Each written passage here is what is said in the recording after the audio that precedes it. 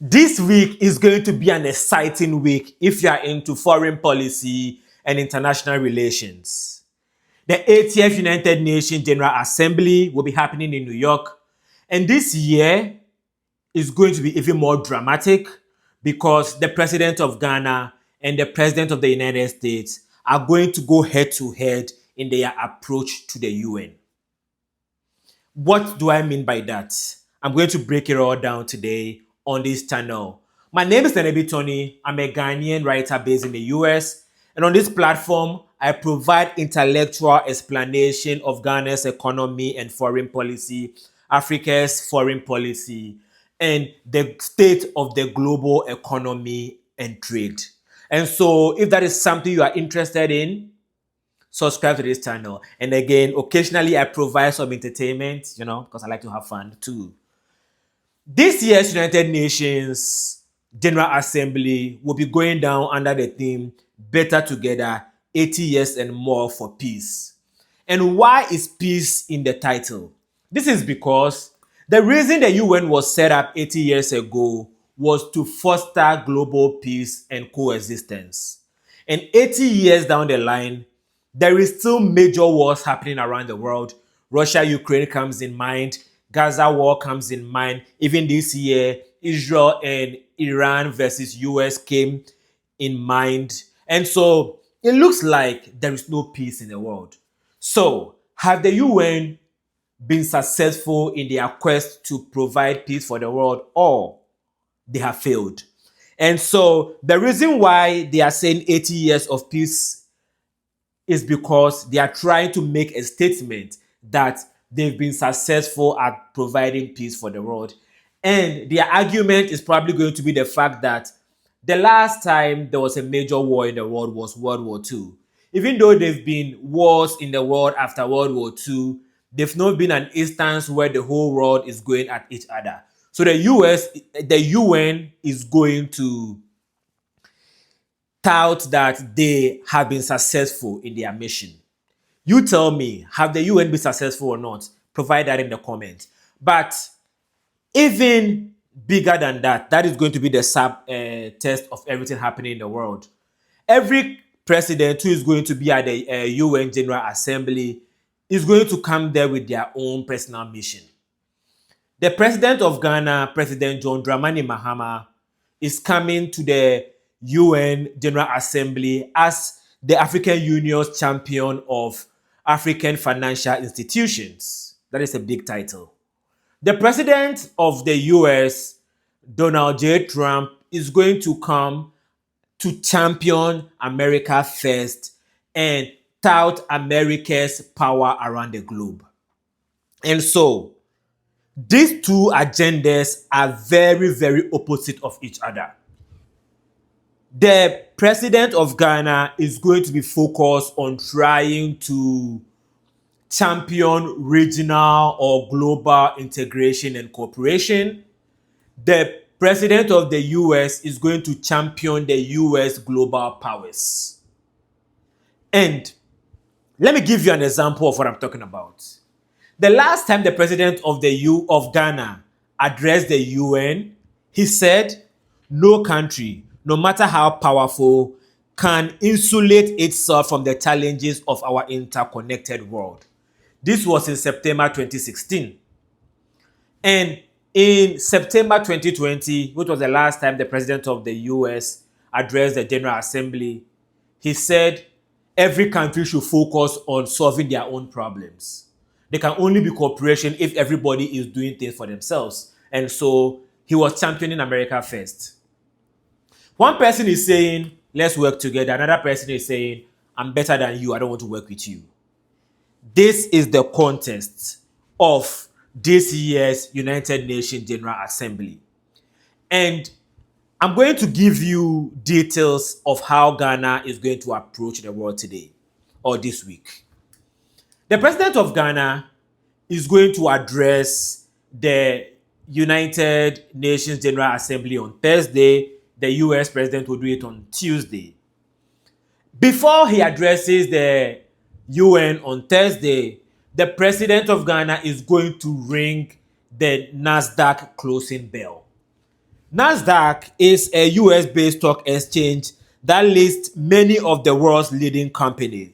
So that makes it a symbol of global financial integrity, financial integration, and financial innovation. And so by ringing the NASDAQ bell, the president of Ghana is going to make the symbolic statement that the global financial market is interconnected. Even though NASDAQ is based in the US, they speak to or attend to needs of companies around the world. So the world financial market is one. That is what President Mahama is going to use the NASDAQ ringing of the bell to indicate. And this is important. Why? Because this year, the president of the US usurped or destroyed the entire world's financial cooperation by announcing tariffs on every country in the world. And so, in global politics, there's something called stick and carrot. Stick is when you try to use force to get people to do what you want. Carrot is when you try to use coercion or gentle approach to get people in the world to do what you want. And the president of the US have been focused on using the stick to dealing with the world. And the tariffs, in my opinion, have been a disaster for the president of the US. And it has been a disaster because he was trying to project America's strength by announcing the tariffs. But what he did was project how weak America is. Let me give you an example. So the president or the prime minister of India, Modi, is personal friends with Trump. And Modi and his counterpart in Pakistan were at war with each other, and then the war ended. And Trump took credit for the ending of the war. Modi said nothing. And then Trump asked Modi to tell the world that he ended the war between India and Pakistan. And what's the name? Modi said, no, I'm going to do that. I'm not going to do that. The reason why Modi can't do that is because India and Pakistan have a long-standing war. So if the president of India says the US ended the war between India and Pakistan, the president of India is saying that the US can tell India what to do. No president in the world wants to say that. And so Modi didn't do what Trump wanted. So Trump put further tariffs on India. And what happened when he did that? Modi went and met with the president of Russia. And they had a big public meeting. And Russia and the US don't really get along well. So Modi, in defiance to Trump tariff, tries to even distance himself from Trump as far away as possible. So in this instance, Trump tariff failed. Right? There are other instances I can cite, but this is a very easy instance to follow, right? So for example, the tariffs have been a disaster. The tariffs have destroyed the world financial system as we know it. So every country in the world is looking to do something new. So more countries are now joining the BRICS. And guess what the president of Ghana is going to do? When the president of Ghana addresses the UN this year, he's going to announce Accra Reset. Accra Reset is a global presidential council that heads of states from Africa, Asia, Latin America, and other places are going to join to get together to carve their path forward together. So what the president of Ghana is going to say is, we always looked at people like the US as leaders of the world, but the US is not the leader of the world anymore. So who is going to be the leader of the world? We ourselves. That is why it's called Accra Reset. Accra is the capital of Ghana. And so the president of Ghana is going to lead the Asia, Africa, Latin America are known as the Global South. So the president of Ghana is going to lead the Global South to a new age of financial integration, where we are not going to look up to the global north, as our leaders anymore. We ourselves are going to be leaders of our faith. So, in the context of Trump's isolationist global politics, the president of Ghana is going to be a champion of integration, a champion of cooperation. And the cooperation is going to look like the US is not part of it anymore. We don't need you. We are going to do this on our own.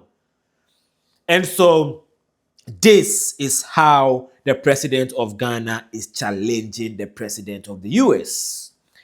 And there are other ways that I can, cite, but I felt like the financial matter is the most important because as it stands now, the UN itself will be dealing with the wars. So the president of Ghana is going to champion the conversation on the financial and economic agenda of the world.